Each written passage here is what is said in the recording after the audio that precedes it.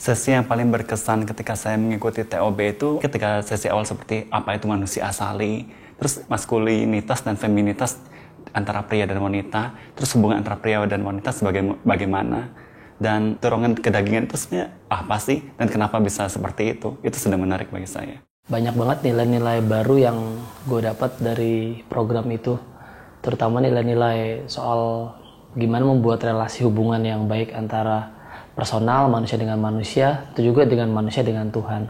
Yang paling berkesan ya di kehidupan yang sebelumnya gitu, bahwa gue sadar bahwa banyak hal yang telah salah gue lewatin gitu, tapi setelah gue ikut ini, semuanya tuh berubah gitu. Jadi gue tahu mana yang nilai-nilai yang gue yakinin itu sebuah kebenaran dari Tuhan. Gaya hidup yang saat ini masih berseberangan itu adalah kadang tanpa sadar, begitu saya mulai lengah, kadang tangan saya tuh otomatis membuka situs yang tidak benar. Dalam hal ini pornografi. Itu yang kadang-kadang menyeret saya untuk jatuh ke dalam kebiasaan lama lagi.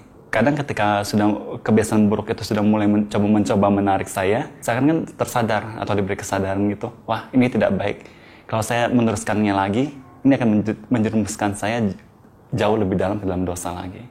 Pas gue belum kenal TOB, gaya hidup gue tuh masih memanfaatkan orang lain sebagai pemuas buat diri gue gitu. Setelah mengenal TOB, gue semakin tahu bahwa ternyata ya ada nilai-nilai ketuhanan yang ada di dalam hubungan itu. Jadi gue nggak sembarangan gitu memanfaatkan orang lain untuk kepentingan atau kepuasan dari dalam diri gue sih.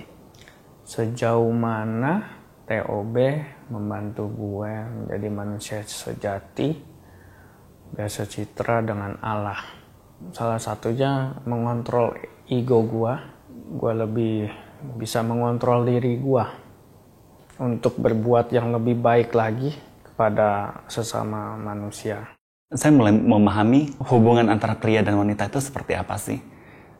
Di dulu itu saya cenderung memandang wanita sebagai objek, dan itu menjadikan saya sebagai pribadi yang mempunyai hubungan dengan lawan jenis itu lebih using. Nah, begitu saya sudah mengikuti TOB ini, saya mengerti, wah, cara ini tidak benar. Tantangan paling besarnya ya kadang gue masih mengikuti kemauan diri gue sendiri ya untuk ya memanfaatkan tubuh sendiri sih gitu. Itu yang sangat susah gitu, walaupun kadang terus berjuang dan terkadang jatuh juga, atau setelah sadar gitu itu salah, akhirnya jadi merasa bersalah gitu. Kadang-kadang teman-teman lama juga masih ngajak pergi ke dunia malam. Kadang di sana ada sih ketertarikan untuk balik lagi, tapi puji Tuhan gue masih bisa menahan ego gue itu.